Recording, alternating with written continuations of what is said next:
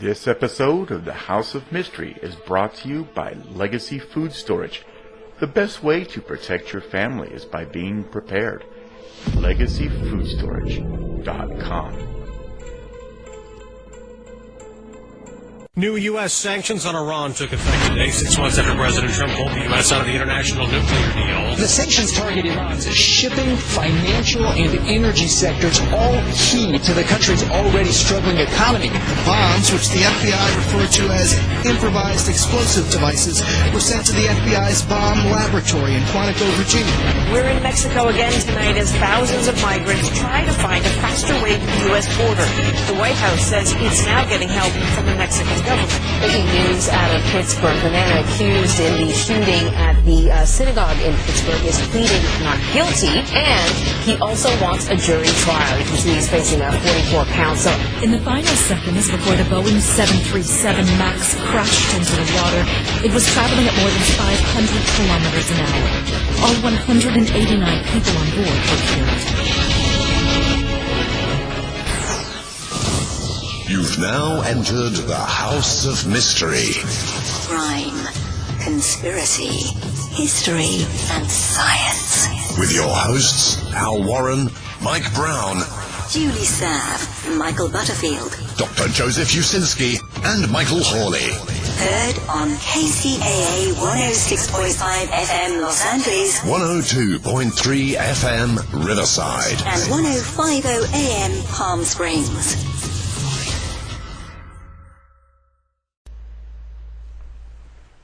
Welcome back into the House of Mystery. I'm your host today, Al Warren. Joining me as co-host from the great UK, we've got Julie Sav. Hi, Al. How are you? I'm wonderful. How are you? Well, I'm even better now that you've called it the great UK. Well, it's of course. Why wouldn't you? Yeah, it's the mighty great UK. Yeah, you know, and things are going good over in the UK. Yeah, things are. I think we're, the effort with the vaccines going incredibly well. A lot of people, I'm not going to fall on the political fence anywhere, but I think our responses to COVID-19 have been incredible. And, I'm very fortunate. I think myself very lucky that I'm able to continue to work through the pandemic. So, I appreciate that my view is one where I am very fortunate. And it's not the same for everybody, but I think the national response has been outstanding. Yeah, I think it's turned out pretty good. I think most of the world's done really well, except for the U.S. We've sort of had some struggles, but maybe it'll get better. We'll see. Have you had your vaccine? No, because I'm situated in Canada. I'm not back in the U.S., so they've given them to all of the old people. Old age homes. Yet. No, not quite, almost. But all the old age homes and all the nurses and healthcare workers, and then all the front line. February here, I'm next in line. So sometime this month. I've had mine as a frontline worker, and done very well. So what happened? Did something fall off your ears? I haven't got an additional leg, arm, or anything else. No, I think it was really good. I just had a very slight ache in my arm and a little bit more tired than usual, possibly, but nothing major. Yeah. All good. That's me normally. Well, now, today we are kind of touching off on paranormal a little bit. So what we've got a guest who's written a book called The Other Side of Success, Money and Meaning in the Golden State. So, but I think it's a little deeper story than we expect from the title. So Martin Sawa, thank you for being here. Hi, Al, and hi, Joey, and thanks so much for having me. Well, of course. You're welcome. It's a pleasure. Well, let's first of all, the book you wrote, there's a lot of meaning behind it. Why did you actually write the book and put it out? What were you hoping for? A few years ago, I had my primary profession was in commercial real estate in San Francisco and Los Angeles. And I dropped out of the business about 7-8 years ago, and started to do some writing, and I wrote some scripts and some essays, and then I decided to write this memoir, and for the primary reason that the characters I knew and the individual experiences that I had were more intriguing than what I could conjure up in a fictional world. So I wrote the book, but it's not just a business bio. It gets into a pretty raw accounting of my personal life and of the experiences that I had in that area, including what you might call the paranormal. So it's not your average business book. Well, but you take a risk by exposing some of your personal experiences like that, especially when you touch often paranormal or things, very personal things that have happened. And that's kind of a risk. So it must mean a lot to you to do that. The toughest decision I had before I started writing was how honest did I want to be. And in memoir as opposed to biography, the honesty and the truth is a major factor. And I decided that I had to be either all in or not in at all. And it was very hard. That was the hardest decision. But that's what I went with. And I think it's worked out well in terms of the response I've gotten from readers. So it's a really interesting. So now you, let's give a basic overview of what the story is. So where does it start for you? I was the son of Ukrainian immigrant parents who came over after the war. Actually, I was conceived in a displaced persons camp in Austria and birthed on U.S. soil in a small town in rural Wisconsin. And so I grew up there, and then when I was in my early 20s, I moved to California to seek fame and fortune, and wound up in Oakland, and then later worked in San Francisco.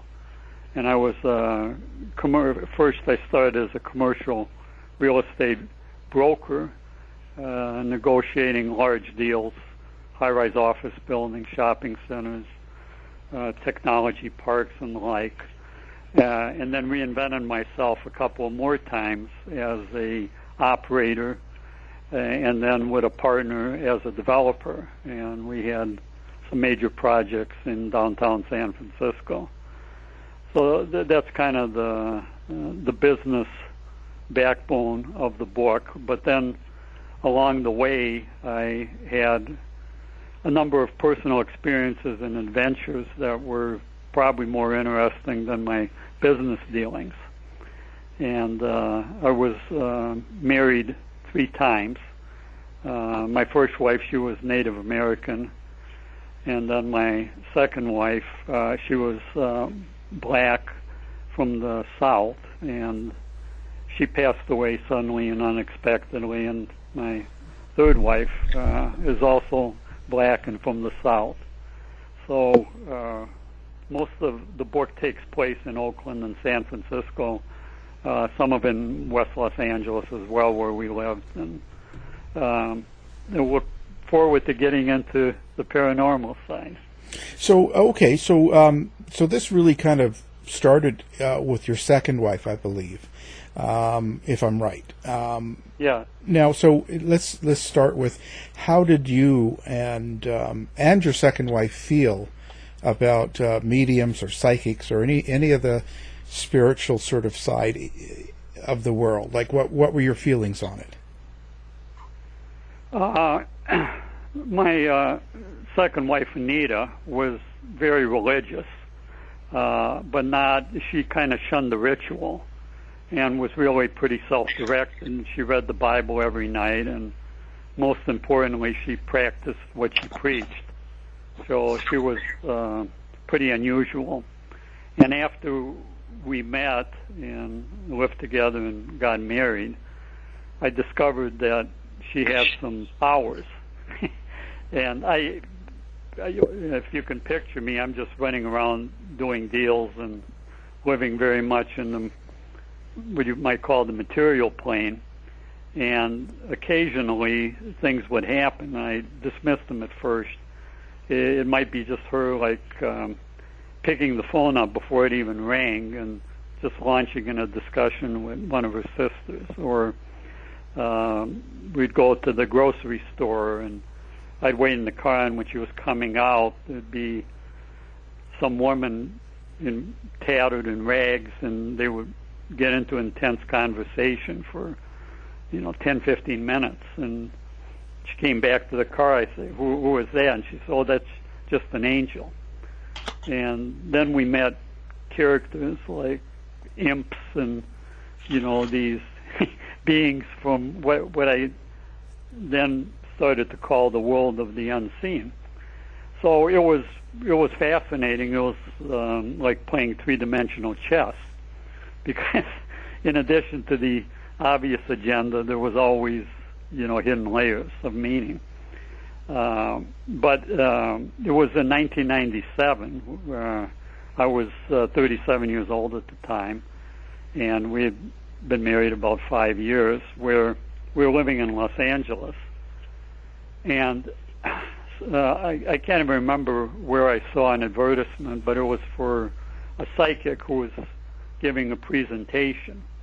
It was at the Holiday Inn in Hollywood, and something told me, I wanted to go see that. And again, up to that time, I believe psychics had crystal balls or ran 1-800 scams. Just to be clear, so you didn't believe in any of it? No. Okay, yeah, okay. Oh, can I come in there? Sorry. So if you didn't believe in any of it, Martin, what was your thoughts when these things were happening with your wife, and how did you pass off her comments that would, that was an angel or meeting imps and things? Well, it was interesting because she was wife and lover at the same time, and she was very astute, and friends would call her all the time for counsel on this or that, and it became interesting because when I asked her to go see the psychic, she said that she didn't really want to go because of the way psychics were dealt with in the Bible, particularly the Old Testament. So she didn't believe in psychics and thought they operated from the dark side. So it wasn't like because I accepted what she did that automatically it translated into believing what people who posed themselves or called themselves psychics did. So I knew I was starting to feel there was more to life than met the eye, and from a religious perspective, I was raised a Catholic and then kind of fell away from the practice of the faith. But I couldn't put my finger on it, and I was just kind of caught up in it. So going to see the psychic, for me, kind of translated, but not directly. It was just something made me want to go on that day to that specific presentation, if that makes sense. Yeah, when she was talking, you see, if I was to say to my husband, "Oh, that's just an angel, that was an imp," he would query it and want to probably dismiss it because of his own belief system. So how did you manage that situation where neither of you were believers in psychic or had that true in-depth understanding of the paranormal world? How did you make sense then of what she was telling you? Well, obviously, when I'd say, well, what did she say? And she would tell me, and it was kind of very specific advice on dealing with, a member of her family, for example. And that's when it was the kind of the proof's in the pudding. And this was a subject I couldn't discuss really with many people, especially business colleagues, because their eyes would roll back and they'd start making woo-woo noises. But I live my life. One of the central themes of The Other Side of Success is putting skin in the game and relying on direct, visceral experience and not what people say or what you see on TV or what you read about in books. And so I would immerse myself, and there was a legitimacy to, and I believed the truth of what she experienced. I couldn't describe it more and couldn't talk about it with anyone, but I kind of went along for the ride, and it was remarkable. So next up, so you guys went to see this medium in the Holiday Inn. So talk about that. How did that go? Well, we show up, and it's in one of their conference rooms. There's probably about 30 people, and we're all sitting there, and there's just a little stool at the front. And this woman comes in, and she sits on the stool and says, "Hi, my name is Mary Jo." And she looked like a suburban housewife, which she was at the time, and perfectly, quote, normal. And she was like cheerful and said, "I'm going to go into a trance." And she didn't really describe what she was going to do. And, the audience, I'd say half of them were people like myself and Anita, skeptics. And the other half were probably, maybe had some prior contact and were kind of attentive and all of that. And then she went into trance. And the way I describe in the book, her voice changed and became kind of a disembodied Irish brogue. And I'm going, shit. and then, without warning, she just went to the first person in the first row and drilled. This was a man. She drilled him and exposed a personal secret with such specificity that you could see the guy's face go white. And then she gave him some helpful advice on a current issue he was dealing with. And she went down the road. And, by the time she gets to the fourth person, like everybody else is kind of fidgety by now. And I'm going, and Anita whispers, careful what you wish for. So she did that and came to us and told Anita about an event in her life, which I didn't even know about. And she kind of took it easy on me, just gave me some health advice. But we walked out of that. We couldn't speak. We went to the parking garage, and the guy who got the first reading, we saw him get in his car. He was so shaken, he backs up in a concrete post and then just speeds away. And so we didn't know what to think, but something had happened, and at least in my mind had clicked. And that was my introduction. So you went home after that, and life carried on. Did it have any change on you with your life at that time? Not right in the ensuing kind of weeks and months, because I was so busy. I was at the top of my game at that time, and it's commercial real estate. I've always done it as an entrepreneur, either on commissions or, as a business, as an own business. So you have to operate at 110%. If you operate at 50%, it doesn't produce half the income. It produces no income. So I just got caught up in that, and then later I dropped out of brokerage again at the top of my game, and just decided to try some other things. And I had a little extra time, so I reconnected with Mary Jo, and she was giving a retreat at that time in Florida. She never came back to L.A. That was just her one time there. And so Anita and I went to the retreat, and it was, again, just more of the same, just establishing her credibility with information.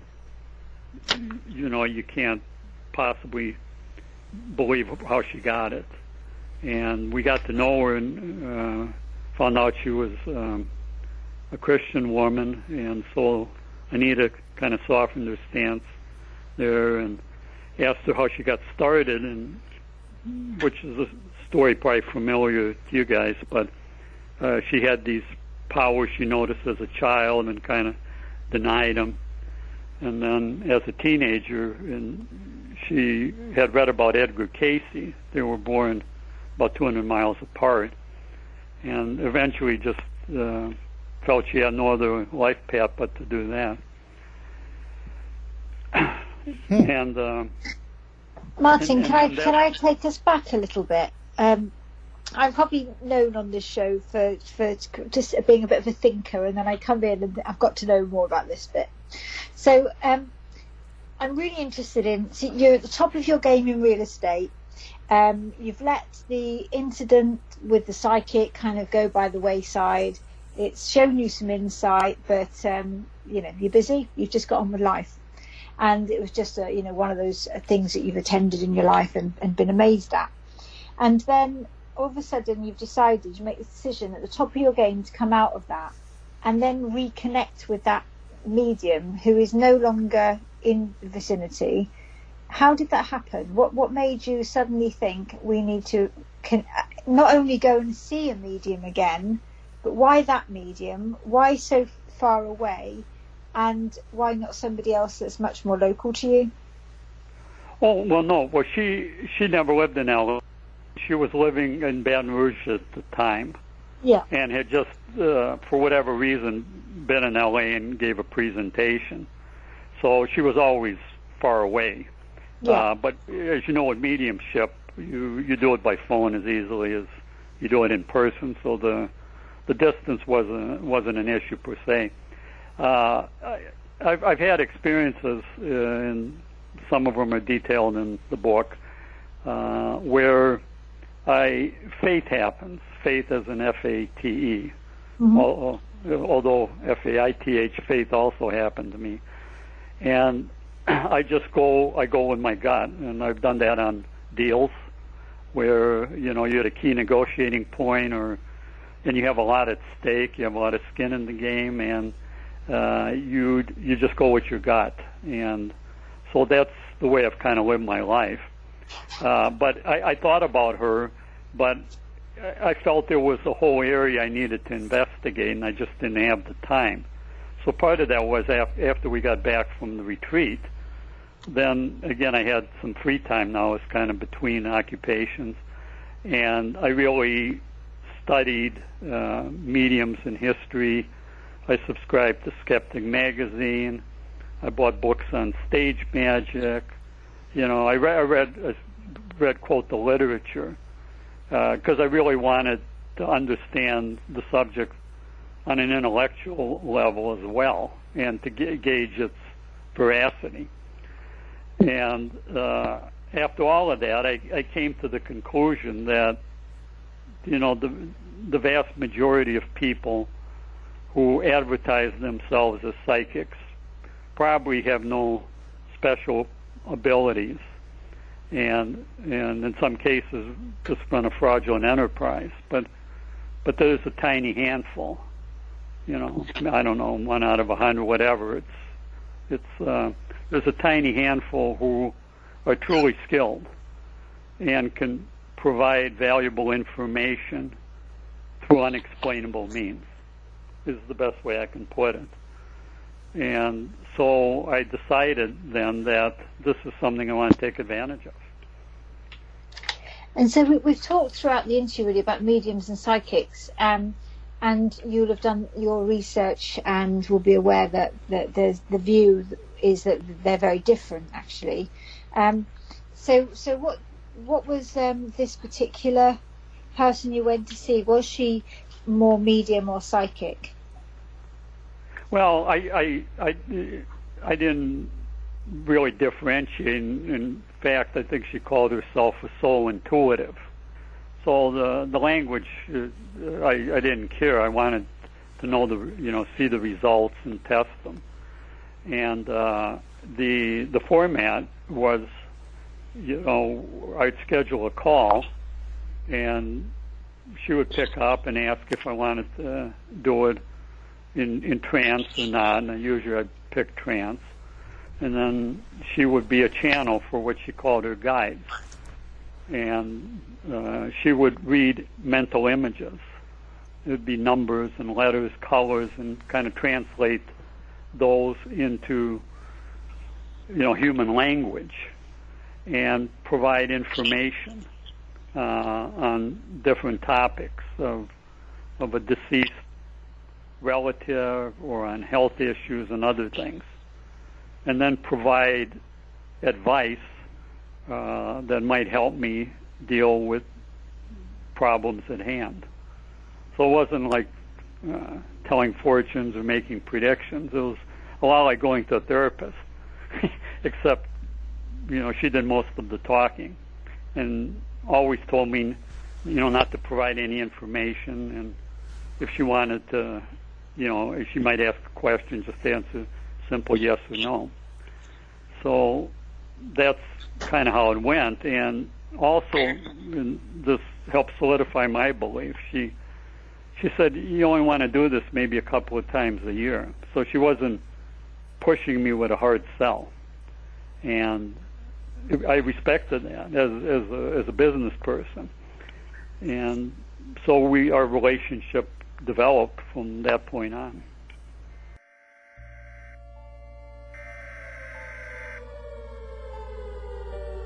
We interrupt our programming. This is a national emergency. Important details will follow. Are you prepared? Legacy Food Storage. The best way to protect your family is by being prepared. Go now to legacyfoodstorage.com. Use coupon code HOM15 now for 15% off. Quick, go!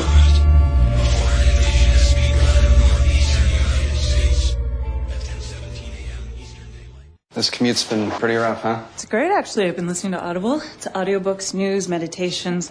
Gotta go.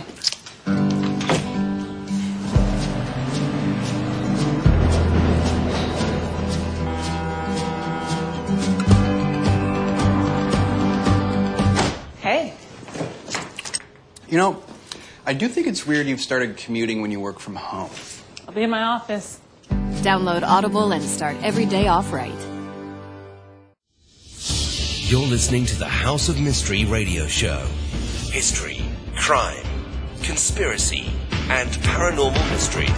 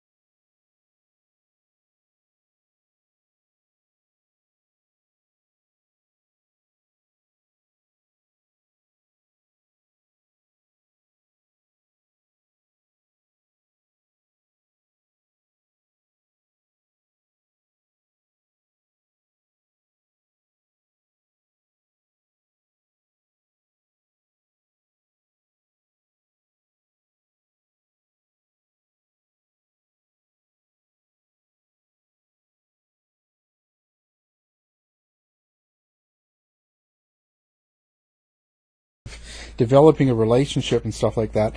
How's that affecting your work and people around you at that time? I didn't talk about it with anyone. Oh, you kept it secret. Okay. Oh, yeah. Yeah, obviously Anita knew about it, but I don't know if anyone else did. I mean, at that time, and particularly in the world that I lived in, the business world, and this was doing, the mega deals, you just wouldn't talk about that. Part of, and also, I mean, I'm not trying to tell anyone or make observations on the authenticity or legitimacy of psychic mediumship, but on my deals I dealt with some of the biggest players in the game and developed a pretty good BS detector. So I brought some of that into play just in the evaluation. I mean, I do a thorough evaluation and I go with my gut, and if it works, even if I can't explain it, I'm going to take advantage of it. So I didn't really talk with anyone. I had these calls in private and kept notes and sometimes kept an audio tape. Did your wife get involved with these calls as well, or did she do them herself? She may have done one, but I think she kind of just, she still struggled with it in terms of her religious beliefs, and no longer believed it was coming from the dark side, but couldn't quite fit it into her biblical worldview. So she just kind of let me go about my business with it. What were you hoping to gain by these conversations? What I hope for in most aspects, and that's to make better life choices. I mean, it comes down to that. And particularly in my relationships with people and people who have passed. And then I would always ask, about my daughter. We were very close, and my stepchildren, and get advice in those areas. So it sounds like that this lady was falling much more on a mediumship kind of level than purely, and I don't mean to dismiss the work of psychics, but in terms of that communication, you've just talked about wanting to reconnect with and develop those relationships with those that have passed and understand those a bit more. I'm really quite, I suppose, intrigued by this psychic, this medium was a Christian woman. She would have been very well placed to try and support your wife with her understanding of how the ability connects and is attuned to Christianity. Was that ever explored?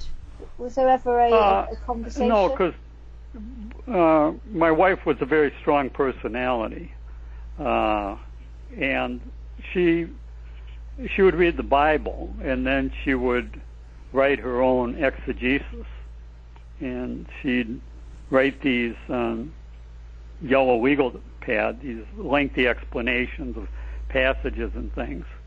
And she got all, like me, she got all the valuable input she could get, and then made her own decisions. So I think the experience was a breakthrough for her, but it wasn't one that she felt she had to use in the same way I did. So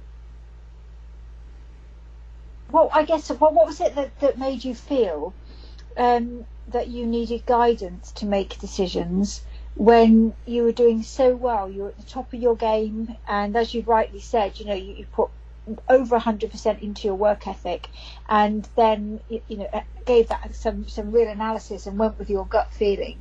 So you must have trusted your gut feeling with some incredibly difficult transactions. So what made you feel then that the psychic was going to offer you more and enhance your life and relationships? Well, the title of the book is The Other Side of Success. So while I was doing great in terms of my business life, I wasn't doing so great in terms of my personal life. And there's a lot in the book, and that's where I needed direction. And at the same time now, I was relying more and more on Anita for spiritual direction. That's where I was lacking in my life. And was there anything? Sorry, was there anything the medium said that you didn't agree with, that you decided to not take forward?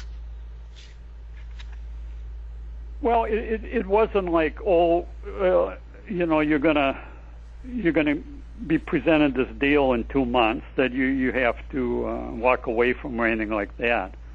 It was again talking or getting feedback from deceased relatives. It was talking about the health of my children. It was talking about my relationship with Anita, and what my really true feelings were, and how, because I was drinking a lot, and there was a lot of issues, and it was in that area where she gave good counsel, and sometimes it was counterintuitive, but it was usually pretty reliable. Okay, so that after this was going on, then what was the big event that happened that was sort of a big change in your life? Well, in 2002, Anita and I had been together about 10, 11 years. One night we were going out for dinner, and we were running late. I was in my home office, and she was getting ready in the bathroom. And I called out to her, and she never called back. And so after a while, and I couldn't get in, I tried to open the door, and finally I pushed it open, and she was just lying on the floor. So to make a long story short, she had literally dropped dead. And the police came, and then the coroner, and 3 hours later, I'm alone without her. And like the saying goes, if life doesn't get your attention, death will. And so I was like I say in the book, like I felt like a cork on a dark sea, just bobbing, and I was in ensuing days thought about suicide, and just it was there's no way to describe it. So after that happened, where did you find yourself going? Well, I've always been pretty self-directed. I went to see a grief therapist, but explained to her what I was doing on my own, and she thought that made sense. So, and my daughter, she, I think, initially, just by checking in forcibly with me, kept me from, doing what I was thinking of doing. And then I got into studying death. I called my partner at our business and just told him I had to take some time off. And I studied death, and then I called Mary Jo. And more than anybody else, she's the one that got me through it. Wow. So after all is said and done, so after this, how do you feel about mediums now? Where is it gone for you? Well, as a result of after my wife died, and I had several calls with Mary Jo in the ensuing months, what I got is that a relationship can survive physical death. And the book details the conversations I had with Anita after she passed through via Mary Jo. And then a few years later, I was still, the old skepticism kind of resurfaced. So I vetted a number of mediums and found one who, had a call an international reputation, and called him, and he knew nothing about me, and I didn't say anything at all. And during that call, Anita immediately pushed all the other spiritual communicants to the side, and sort of we resumed our conversation. And that was very compelling. And of course, on every call, there would be some piece of information revealed that no one else could possibly know. So our relationship continued, and that's the story. You put a lot of trust into Mary Jo through that time. And then suddenly there was this skepticism that led you to go, after all of that time, to another medium. So what was it? What was that turning point for you, Martin, where you thought, you know what, I've got to check this out. I've got to make sure I am speaking to my wife. I think it's just kind of the way, again, I've lived my life, and even in business. If I was being very successful, for example, in the late 1980s, selling properties to the Japanese, if you remember that era. They were buying up all the major buildings in the U.S. But something told me, like, this isn't going to go on forever, and I better, just to be on the safe side, put some new irons in the fire. So I think it wasn't like I had lost any confidence in Mary Jo, but I'm saying, what if after all these years, somehow, maybe I could have been wrong, or maybe another psychic, assuming they're that skilled, has a different vantage point, because now it's years later. So things change with time. And again, they're like radios. They get a signal. And sometimes it's pretty strong and sometimes it's pretty weak, and how they interpret the symbol and what they tell you is like variable. And the best ones say they'll only right a fraction of the time. So I think it was part of that. It wasn't just some deep skepticism, but just taking another gut check. It was probably describing. So, if someone picks up your book, takes it home and reads it, besides the business skills that you put into it, and your life of how you become successful even though there was a lot of challenges, is there an underlying story or theme or something you want someone to get out of the book besides the on top story? Certainly the skin in the game, but in terms of the big picture, and this is, I don't want to call it advice, but I've done some mentorship, and the first question I always ask is, what do you believe to be true? Okay, what do you believe to be true? And that's in any aspect of life, especially in today's day and age, when we're bombarded with sensory images, relentlessly. And the vast majority is fake, for lack of a better word. But it also starts with your worldview. If you believe that life starts at zero and ends at zero, then you're going to live life in a certain way. If you believe that only that which can be demonstrated through the scientific method to be, quote, true, then that's what you believe, and you're going to live in a certain way. But if you believe there's more to life than meets the eye, and that it didn't start at zero, nor will it end at zero, but it's one process, one journey, then you're going to live in a certain way. So that's the message. Has this changed your religious outlook? Well, yeah, that's another thematic aspect of the book. I was raised as a Catholic in this small town, and after I went to college, fell away from the practice.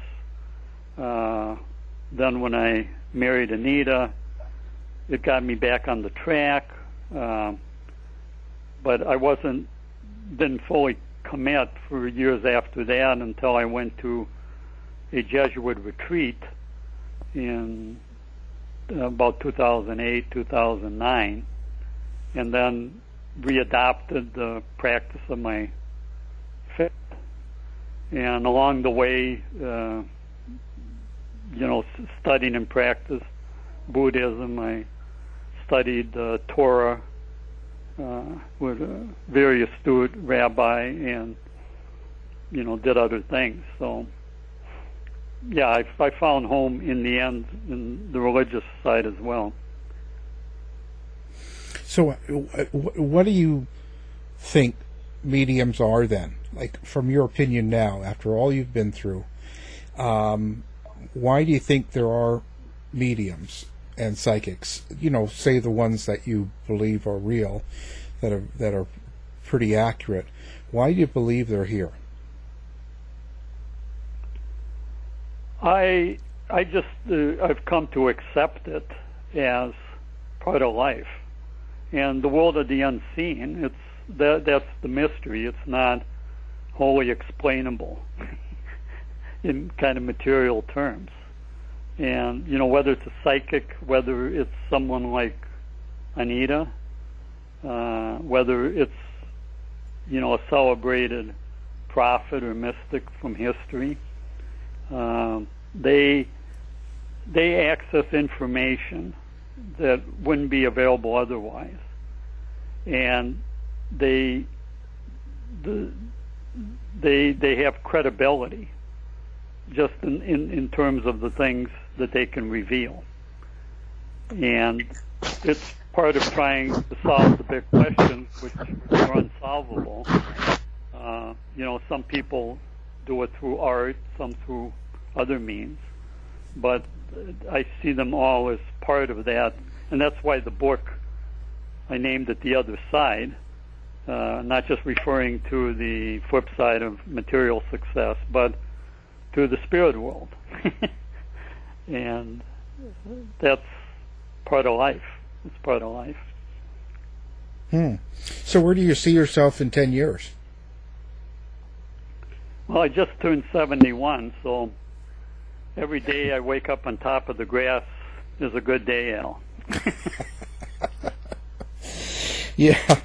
Well, I mean, are you back to work at all, or you're just retired?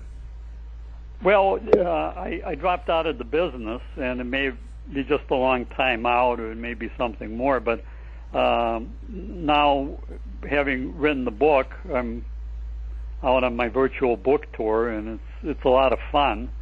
And this has my full attention, at least, for the coming months. And then I'll see what fate has in store for me to write perhaps a book or a script, or go back to the business, or do something entirely new and different. Pretty interesting. Now you're doing a book tour. So have you got a website, or do you have a place that you want people to come find out about you or connect up with you? Yeah, well, the book, it's called The Other Side of Success. The subtitle is Money and Meaning in the Golden State. It's got a nice orange cover with a picture of the San Francisco Oakland Bay Bridge. You can go to Amazon. It's available on Amazon, Barnes & Noble, other major online booksellers, and just click the button. To find out more about the book, you can go to martinsawa.com. That's my website, and if you want to check in with me, there's a little box where you can send me a message. So it couldn't be easier. Now, so do you have a different point of view on money now? Yes. What has it changed you in a business sense? Because you were a big hitter. You were going for the big numbers and doing all these wheels and deals, and now everything you've been through. Let's say you were, 35 now. Would you do things differently? Well, you can't put toothpaste back in the tube. Right. Yeah. I grew up. My parents arrived with 2 suitcases. And, they built a life, and the dream of every immigrant family is that the kids will do better, be better than they were. And that was my dream for my daughter, and she's exceeded my expectations. So when I had a real job, and my first wife was pregnant with her daughter, and I was commuting from Oakland to San Jose. I was a city planner, and I was dead broke. And one day I just quit and said I'm never going to go back to a real job no matter what it takes.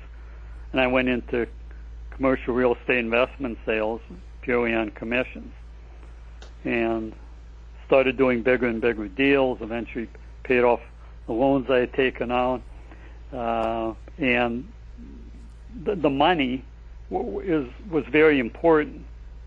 But for me, even then, it gave me freedom of choice more than anything. And then it was the adrenaline rush from closing a major deal. It's hard to describe, but that's what really kind of enervated me. And then you get caught up in the life, and it's hard to step back if you're doing well. And the older you get, the harder it gets. So I had all these wake-up calls, and thankfully, but without them, I would still be doing what I was doing. Interesting life. Wow, that's quite the story. You're gonna write another book to follow up, maybe? Well, maybe, but I may write it on my stepson, and I'm not going to tell you too much about it, but towards the end of the book, he became, his story is, I would say, it, goes beyond my story in terms of what he overcame personally to achieve success. So that may be the next book. Yeah, well, it's nothing like personal experiences and stuff, so, wow. Well, it's been an interesting conversation. I'm glad you came on, and we will have your book and website linked to ours as well, so people listening can find you quite easily, and we'll see what happens. But our guest has been Martin Sawa, and the book we're talking about is The Other Side of Success, Money and Meaning in the Golden State. Thank you for being here, Martin. Thanks, Al. Thanks, Julie. Thank you.